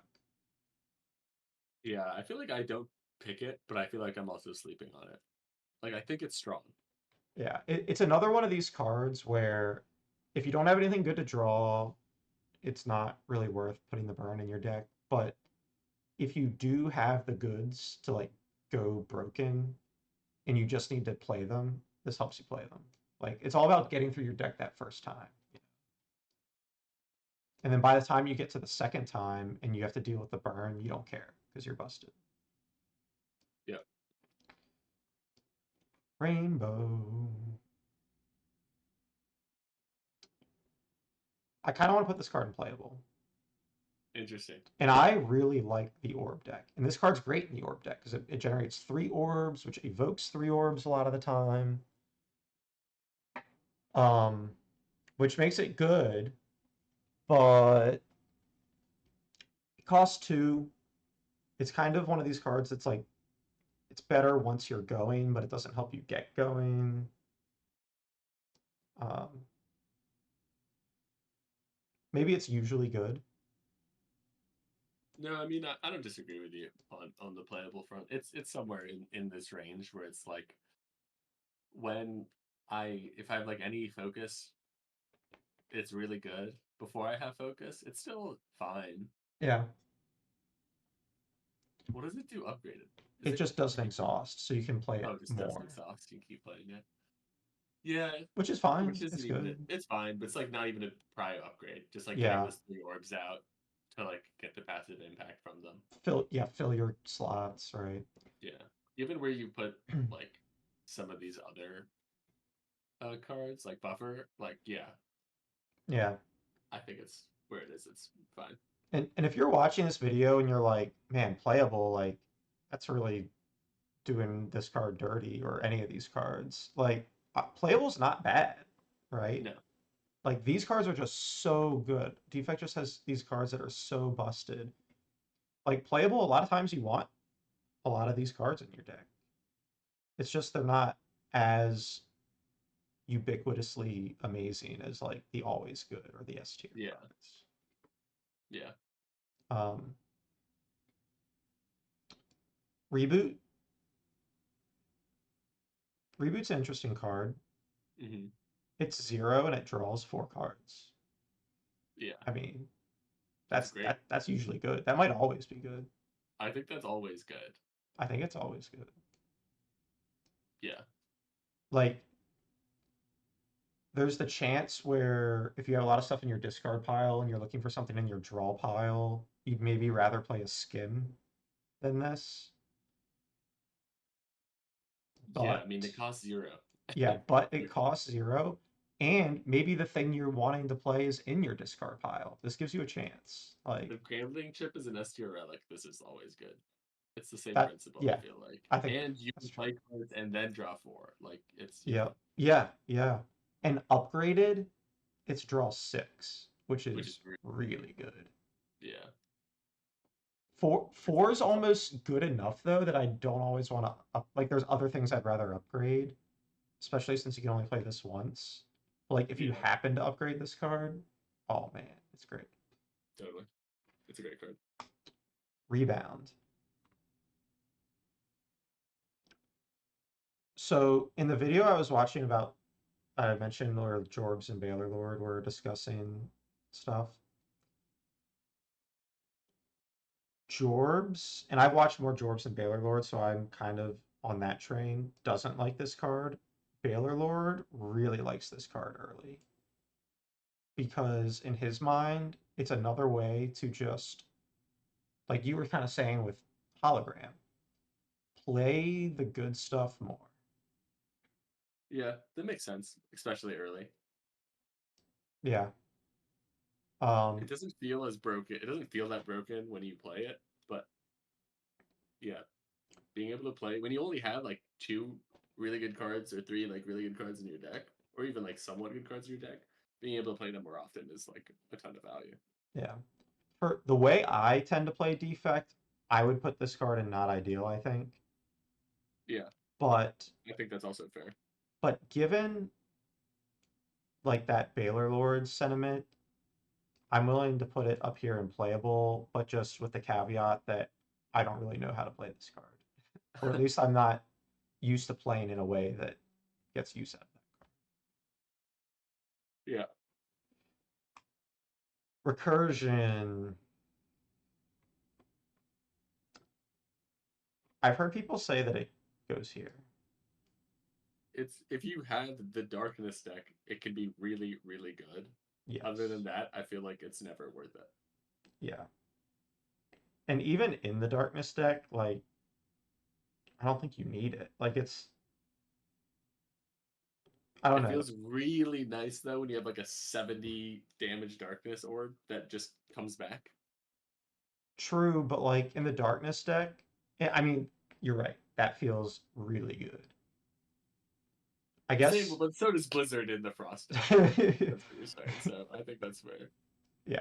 I mean, Other than that, like taking a card and a mana upgraded 0, but like still taking a card to do just one of the evoke effects is just not worth it. Like yeah. it's just it's just not. And like even in the darkness deck, so you say you evoke away that 70 orb dark 70 dark orb, like a lot of times in the darkness deck, there's like a 30 or 40 dark orb behind it. So did you really need to keep that 70? Like maybe against the bosses you kind of do, but I don't know. Yeah, no, maybe. Um, I mean, we talked about how important focus is for Defect. Yeah, I love this card. Really? I don't think it's good. It's so fun to try to make work because Yeah, you're recurring, you're getting stronger, you're getting more block. It's just hard to make happen. I feel like this card should have been like gold and cost 0 or something because you wanted in like the 0 cost cards decks when you're like right. playing a lot of attacks and like cheap defense and stuff like that. But you, it's just you need a slib deck and to be able to play this a lot, and you have to upgrade it. And I will keep trying to make it work, and I will keep losing. Like to play a card and a mana to lose focus, so we're straight out of the orb deck, which we said was one of the best decks you can do. And just wipes the value of so many cards. Wipes the So just value of limits so many cards. Like what this card card we pool said is was good. good early, bad. Bad. Yeah, or Okay, like but all of them. not great. Or no, even that, like Yeah, kind of bad, bad. right? Like all those cards just become bad now. And bad because you don't even want orbs. Like I yeah, it's so unsynergistic with everything Defect's trying to do, except for this one oddball strategy that isn't that reliable in A20 at least. Um, and like one strength and one dexterity. One thing we haven't talked about in this video, but countless other people have talked about in other videos, is in A20, there's so many enemies that put crap in your deck that there is value in having a thick-ish deck a lot of times. Mhm. Which is one of the things that makes the Ironclad Infinite so doable is you can have a thick deck and then exhaust down because he has exhaust. One of the things I think that makes it harder on Defect is if you have a thick deck, which is good to mitigate some of those bad cards, um, recycle's a little slow to slimming the deck. So if you have a thick deck and you're not playing this that often, like one strength, one dexterity as you go through the deck, it's just You have to upgrade it for it to have any right. semblance of being strong. It's not good. I will try to make it work, but it's not good. In the same way that people like want Claw to be good, like you want this card to be good. You're like, wow, that is such a bold thing for Defect to lose a focus. You're going to, but it just isn't. Yeah, I kind of wish they buffed it. Maybe I can't remember old versions of that card. Maybe they patched it. Maybe it was Yeah, stronger, but who knows? We don't. I'll look it up. Recycle, But you don't have to worry about it. recycle I think is good with synergy. If you're going for the infinite sort of deck, you need this card. You have to have it. Um, and in which case it's good. If you're not going for that, it's fine. But sometimes, like especially early, it doesn't really do anything.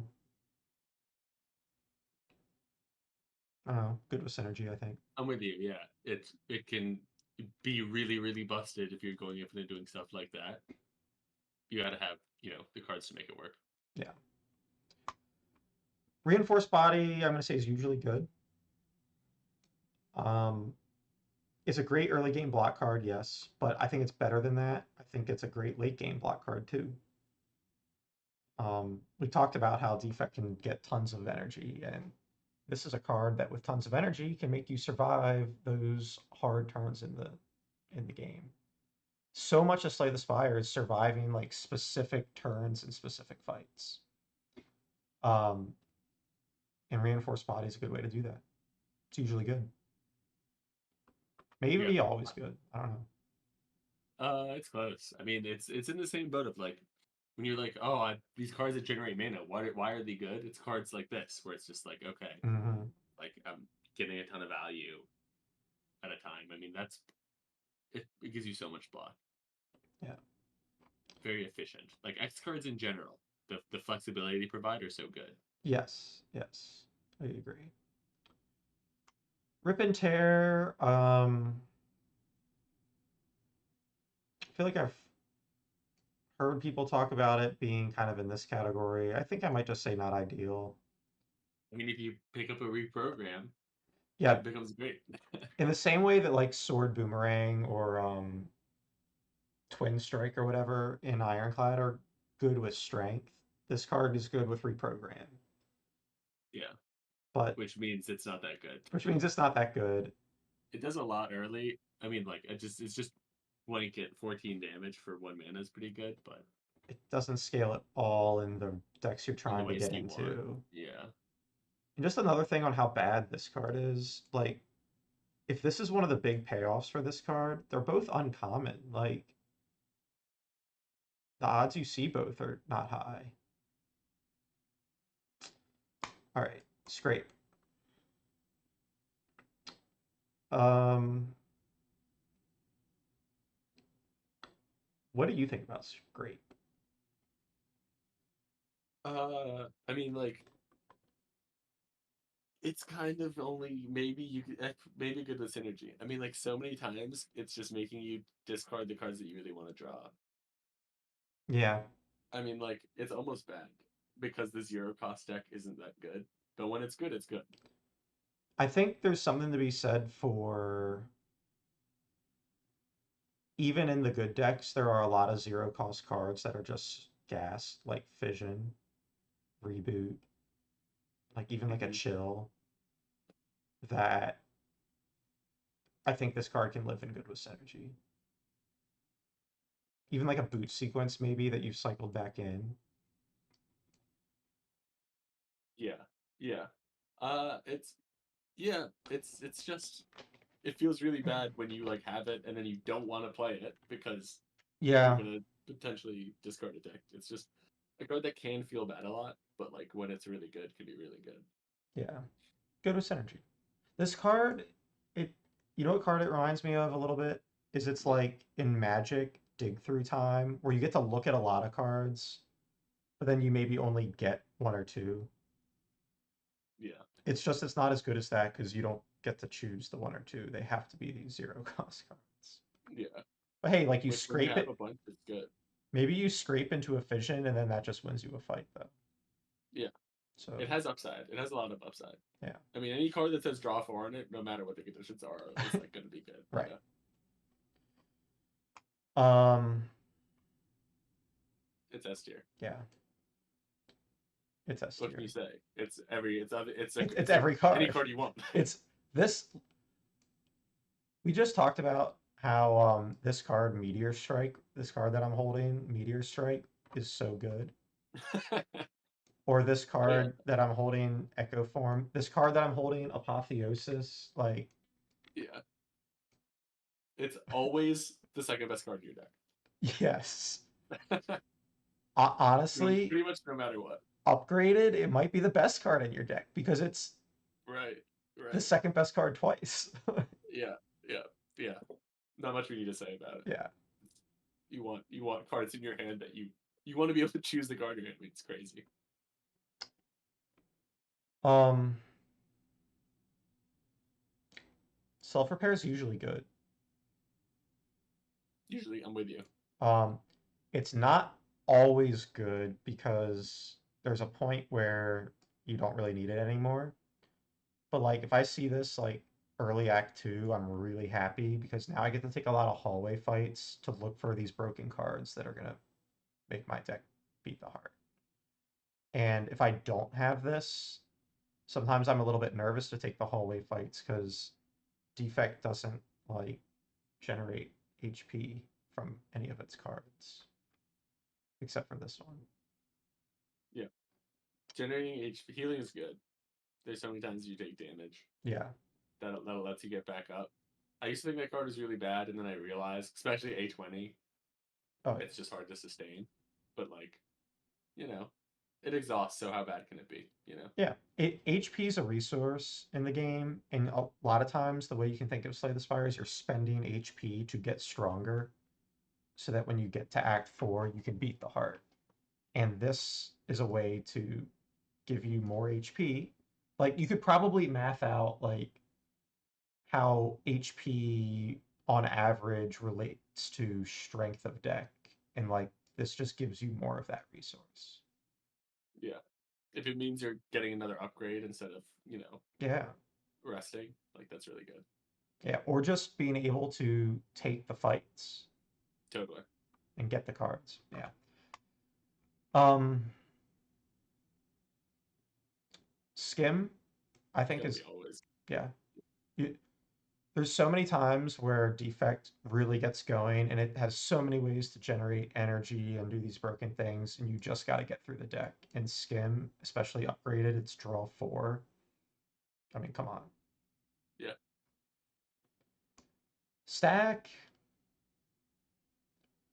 I used to like Stack as a block card because It can gain you a lot of black. it can gain you a lot of block. Like almost sort of in the same way like a genetic algorithm can.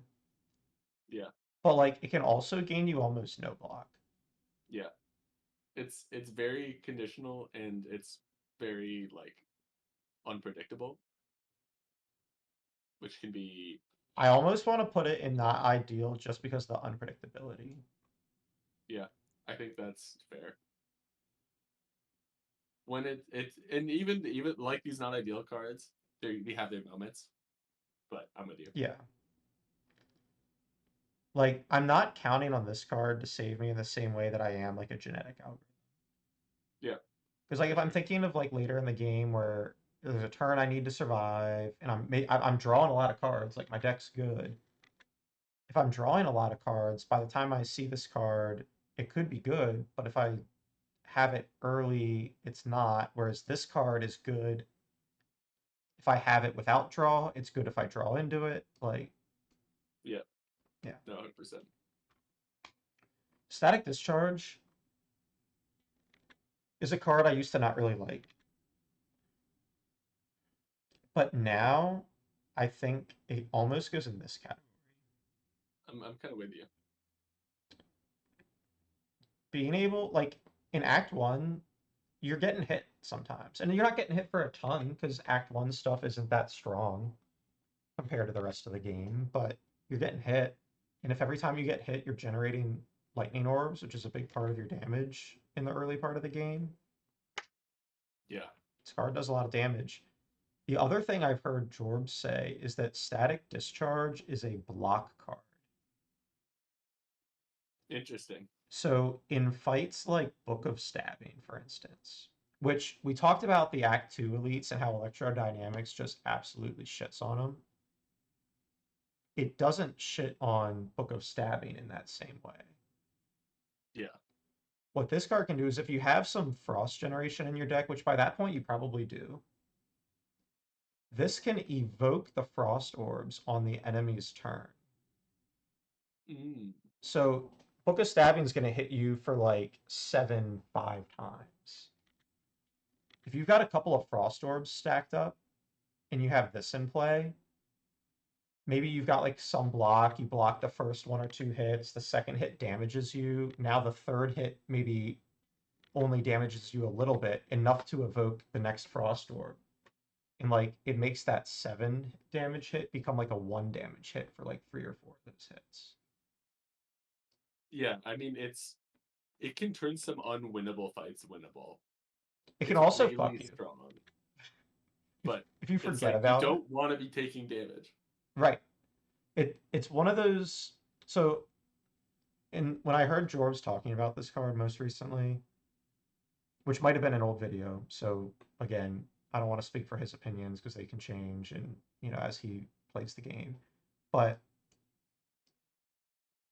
he was saying it's a hard card to evaluate because yeah, you don't want to be taking damage, but like when you're playing Slay the Spire, you do take some damage, and it's hard to evaluate what the like how that works as a resource, right? Like if I can avoid Yeah. taking damage, sure, but maybe If you sometimes see it's like a right. Hexaghost, this is like really good against the all the Act Yes. One bosses for the most part. To like Yo, yeah. get you over the hump you need to survive, which can be sometimes what you need to just like have it run And for that's you. why I want to put it here. And I think this is the main like obvious use of this card. And I think just what I'm getting at is there are some like big brain ways to get value out of this card later.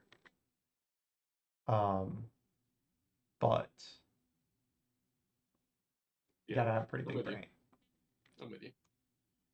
Steam Barrier, good early game block card. It's Really, I put actually this almost into the always good category. really, yeah, I was gonna say, as far as early game block cards, it's one of my favorite ones to see. I'm not putting it in always good because like these are cards that even once my deck is rolling, like I want. Like my deck's rolling, I want another Glacier. My deck's already rolling, I want another Defragment. I want all the fissions I can find. Like even these cards, the way I play, I wouldn't mind. Whereas like my deck's rolling and good, I'm probably not taking a Steam Barrier. However, as I talked about, I want at least one of these cards for Act 1, and this is one I'm happy to get and I'm happy to carry later into the game too. The nice thing about Steam Barrier is that it's sort of the overlap between like you just want it because it's good, cheap block. Like the downside is kind of negligible. You're only playing it like once or twice. It's just 6-5 block, whatever. Oh, I don't mind the downside at all. The only reason I'm not taking it later is because it's a card that isn't Meteor Strike. Sure, sure, but like you have a few of those cards. All for One looks more appealing, right? That's true. That's true. Like Scrape is more appealing. That's true. So that's why it's like it's one of the early game block cards that really does actually scale with like one of the themes. Yeah. Granted, one of the that theme or archetype is like the weakest of them. It's just like zero cost. That's a lot of that's a really cheap cost. Yeah. It does make All for One good. Like better. I All for Yeah. One I think's good. Like this might even be like usually good. But yeah, I don't know. I in the same way that I might almost call genetic algorithm like always good, but we're putting it here. I kind of feel the same way about this. I think that's fair. I mean, I am picking them early generally, but like if I True. see, you know, that because it's the bridge between the archetypes. It's like it's just good early, and then that means that later cards are even better later. Yeah. Storm. I mean, is this card garbage? It's certainly not ideal. At least It's certainly it's not ideal. you want it when you if you're winning with Storm, like your deck is so broken. Right. Yeah, if you're like, wow, I got so much value out of that storm, that's because creative AI has gotten you to the point where it doesn't matter what you play. Yeah, yeah. You when do you want Storm? When you already have like infinite powers from creative AI and stuff. Like Right. And other it than that, and it's one of those cards, it's like, when do you pick this card? Like you gotta already have some powers, right? yeah. You can't pick this as your first power. Or it does nothing. And then Yeah, it says the next yeah, right. Like if you only have like three powers in your deck and this is one of them, it's it's just it's slow and powers in general are slow. You're not doing enough on A20 with it. yeah. That being said, it's super fun when it's working. Oh But yeah, like maybe you're on a lower ascension, you've got like two or three storms in play, and like you're playing some powers. Like that's fun, I'm but with you. doesn't doesn't make the cut on A20. Streamline. Um, this is I used to like the idea of this card because I'm like, oh, you're in a fight and you can get this going. It becomes 0 cost, deal 15 damage. That's great value. But I feel like by the time you get to the point where you're kind of breaking this card, there's more broken stuff you can be doing. Yeah. I don't think Um, the card really is it's like deceptive in that you think you're gonna do broken stuff with it, but but you never I don't like know. half the time because you got to play it the first time, right? And half the time I don't Sometimes you want to. need it early game. Yeah, like maybe this is early game damage, but it's almost like the last one I really want to see out of this list. Yeah. And Excuse me. maybe valuing cards like Rebound more makes this card better. But even a turn where you're playing like Rebound Streamline, No block. there's no block. Yeah. Yeah. And you don't have sustain as defect, so you know, you'd rather be blocking and letting your orbs do the damage. Unless you have a steam barrier, which is True. why steam barriers are good. But yeah, I'm with you. True. It's like sometimes you have to take one early because Act One will beat you up. Other than that, I don't really want to see it. Um, Yeah, it's strike. I'm removing these before the defends a lot of the time. Fair But like I enough. really don't want any of these in my deck. Yeah, Maybe I want to strike more than I want to storm. it doesn't matter. I mean, you're Doesn't never matter. seeing a strike. Um, like maybe if I get both of these cards in my deck somehow and I have to remove a card, maybe I'm removing the storm first. Yeah, Um, Sunder is a really good early game damage card. dude, this card's almost S tier. I swear to God, I love this card. Yeah, It's so good early. great with Snecko Eye. It's like borderline hyper beam good. I mean, it's Yeah, not that good, but like, man, this card is so good early. It falls off, but it does. if you see this in Act One, it is giving you what the hyper beam provides in many a way. Maybe it goes here at the top of early game damage cards. It's the best early game It's damage the it's card, the best early undoubtedly, it's the best early game damage card. and And it's not even close. yeah, yeah. And I don't want people to look at this list and be like, "Oh, it's like 5 tiers down. You're saying it's bad." No, these are just different categories. Like Yeah, being at the top of any one of these categories. I guess these three categories are kind of like sequential, but like yeah, these aren't. And so like yeah, yeah, this card being here doesn't mean it's that much worse than like any of these always good cards. yeah. I mean, if I see a Sunder and like a Glacier pack one pick one, it's like Sunder, Yeah. Oh and yeah. I just gush about how much I love Glacier. So Yeah. Sunder's great. I might still play Glacier. I don't know. All right, have Yeah, fun not doing sounds any good. damage all run. All right, Sweeping Beam. Sweeping Beam's a good early game damage card. Sure, I'll give you that. Draws a Drawing card. drawing means that it's still decent late. And, Like and and the AOE is good for some of those early fights. you need some AoE early. I'm Yeah. with you. So maybe it's like in here somewhere. Um, Tempest. I don't think this card's ideal. I'm with you. I would say Tempest is not ideal. It's one of the things where when you have a lot of mana, you can like play a Tempest. Yeah. But it's like you already have to be having a lot of mana, and there's a lot of things you can do with a lot of mana that's That's good. better. Tempest Yeah. is just It's fine. It's one of them, Thunderstrike, I think, almost in the same reason is not ideal. Like, if you are playing a Thunderstrike deck, you probably want to be playing Tempest, Yeah. and so they're kind of together. Yeah, I'm I with you. I've seen this combo pop off, and this is the Yep, thing with I've Slay the I've Spire. popped off with that combo Yeah, myself, I think which I've I means think I've like seen you pop off with this combo. you very well may have. Like I feel like I can remember a deck that I was watching you play, and you had like maybe two aggregates on like a huge deck, and you were playing like aggregate like 15 Tempest, and then the next turn Thunderstrike kills everything or something. Right, because you don't need the focus to scale when you have the Thunderstrike if you could just get enough mana and do the Tempest thing. Right. But like with all these not ideal cards, they have their space. But generally, you're like, man, Yeah. this isn't doing enough. Like you could once in a blue moon walk into any one of these cards being really good, but it's not usually what you're going for. So it's not the most consistent way Yeah, to pop off. but it's fun. But it's fun, yeah. Turbo. Maybe Turbo's usually good. That's it. I feel like I never take it, but Maybe it's good with Synergy. yeah, Because I think that makes sense. it's another card, if you're going for that infinite, you need it. You have to, like, it's one of the ways you get energy. Yeah, And if you think about this, like, gain 2 energy, but upgraded, it's gain 3 energy per rotation of your deck, and the void loses you 1 energy per rotation of your deck. And then you've got to play, so it's gain 2 energy per rotation, upgraded, and you got to play like a cool headed plus and a cool headed plus, or like a cool yeah, headed plus and a compile driver. So that's your 2 energy. So that's how you become infinite, right? yeah. Is you Makes upgrade this sense. card. Um,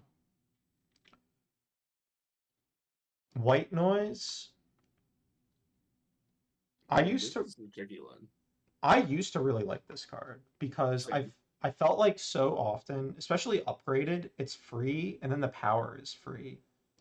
And I felt like a lot of times this was just a zero cost echo form or a zero cost electrodynamics. Right. It can be amazing Right. when it's one of those. The problem is sometimes it's a zero cost storm or maybe it's even a not upgraded, it's a one cost storm and you're just like, well, Yeah. um so maybe it's not ideal. Yeah. Maybe it's a I better mean, not ideal card just because the upside is kind of better than a lot of these cards' upsides. yeah. It's the upside can be amazing, which is like sometimes you need it because you need to just have those outs of like, Hmm. cool, I beat this boss because I just happened to white noise into so many. I mean, Echo Form or Yeah, Creative AI for zero, I mean, will really go a long way. But yeah. If you're like uh, coming up to a boss and you're like, I don't have a way to beat this boss, and then you're given a white noise, you're kind of like, well, there's a chance. yeah, I'm with you. Um, Zap. Zap's playable. Oh yeah, yeah, that's playable. A lot of times you end up with an upgraded Zap just because if you see an upgrade in Act One, which a lot of the events will give you an upgrade, um, you might not have any other good cards yet that you want to upgrade, and Zap's a lot of times kind of one of the first ones that gets upgraded. So a lot of times this costs 0. It generates an orb. It's great early. Generating orbs in general is good later. It's fine. There you go. All right. That is the deck or the The tier definitive list. way to play Slay the Spire. Yeah, this is the only way anybody is ever allowed to play. And if you disagree, don't comment. No, I'm just If you kidding. ever take a card in a worse tier in a worse tier, then you're bad at the game. That's true. That's true. Um, no, I hope you guys know that that is not true from what we've been saying leading up to this. But yeah, this has been fun. I, if you're talking about what is absolutely optimal, I think there's a 0% chance we got this 100% correct. But also, I think it's hard to say that anybody can really say what 100% correct is, just because this game is so complicated and it differs every run so much. Yeah, it's really the beauty of Slay the Spire is that doing something like this is more of an exercise in thinking about the cards and when they're good and when you want them, rather than like really grading them Yeah, because you can, you know. we should say so. Like, if you come across this video because you were looking for help with the defect and you're like, I just need to know what cards are better, and you're looking for a tier list, this is not the video for you, but hopefully this has given you some insight just into different ways to play the character, and what cards are good in what situations, and maybe that can help inform you in your play in the future. Um, and maybe you disagree with a lot of these, and it's caused you to think critically about what you do think is good, and hopefully it helps you that way too. But this has been great. Jbreazy, thanks for joining me. It's always way more fun to do this with somebody than sitting alone, so that's awesome. Happy to do it. Like I said, And love talking about the game. Love being here. Thanks, Josh. yeah, we'll have to do a collab run soon for the channels. We really do. I was thinking about it more. We can talk about it more off video, but maybe we'll do like one floor at a time to break them up a little bit. Mm-hmm. Yeah, Because if we just really shorter dig into a videos. run, It can you take know, forever.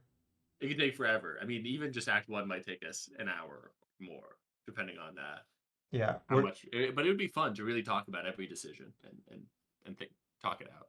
I don't know if the viewers always realize this, but like for some of us sort of like lower tier YouTubers, like we have day jobs. We can't just spend 5 hours doing a Slay the Right? Spire Yeah, yeah. run. Lower tier YouTubers. That's what we are, really. Yeah. Well, I mean, sorry, I'll speak for myself. Oh yeah, I'm totally famous for sure. All right. Well, thanks everybody. Don't forget to like, comment, and subscribe, and check out Jay Breezy's channel as well. Yeah, Peace. like, comment, and subscribe, people. Peace.